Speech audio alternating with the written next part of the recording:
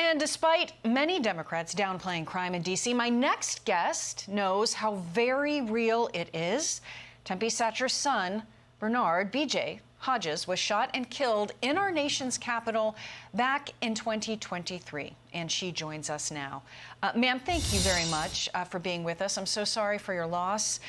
But this is something you've personally experienced. And we've, in our reporting in recent days, have talked to other people that are deeply frustrated by the way they've had no other choice but to live in Washington. Your thoughts on what's happening in D.C. right now and the federal government, the administration's efforts to rein in the very real challenges regarding crime there in Washington?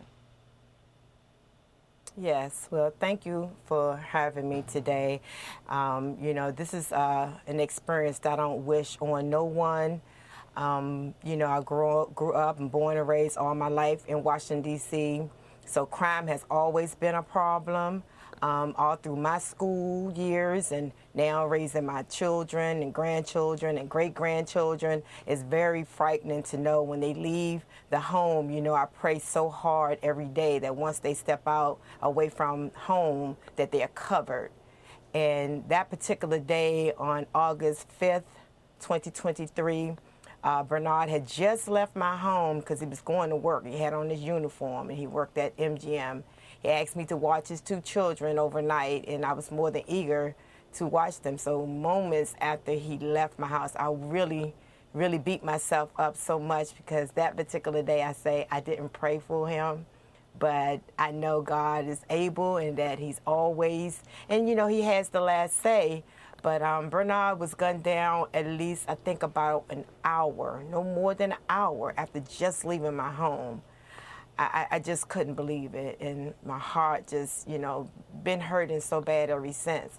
So the things that I see that's going on around the city now with the National Guards and all the things that are helping out MPD, I'm, you know, right now it seems to be pretty intimidating, but when you are being approached or you don't have the knowledge of, you know, what's going on, it can be very intimidating. But for so far, so I see that it is making a change, is making a difference. So it remains to be seen how much great comes out of this situation. Bernard worked multiple jobs. He was a community servant as well. Really an inspiring individual, the type of individual that you want to stay in Washington, D.C. You don't want people like that to flee that area, to go run to somewhere where they feel safer. Do you feel like that you've finally been heard, and that perhaps the generations you're talking about, being a grandmother and a great-grandmother, will be able to lead better, safer lives in Washington in the years to come? Well, yes, and that's what the prayer is, that we want to be able to, you know, go around town and, you know, feel safe when you go out to the grocery store or when you go out to a local restaurant. You want to not have to worry about what's going on. You don't want to have to worry about, are you going to come back home?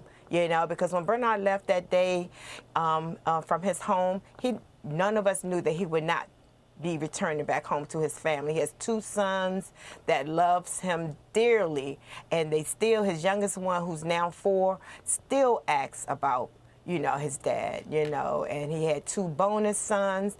You know, he was a great leader. He was a person who would be able to squash what they call beefs in the neighborhoods. He was able to go from neighborhood to neighborhood and talk to young guys and give them words of encouragement and show them how to do resumes and tell them things that they should and should not be doing. That was the type of person Bernard was. And working 3 jobs to make one end meet, I mean, my gosh, he loved learning and he loved teaching.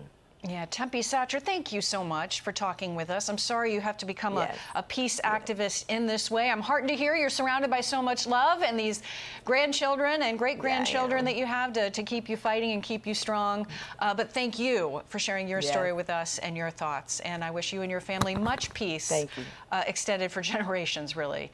Tempie, thank you very much. We greatly appreciate it. Thank you so much. Hey, Sean Hannity here. Hey, click here to subscribe to Fox News YouTube page and catch our hottest interviews and most compelling analysis. You will not get it anywhere else.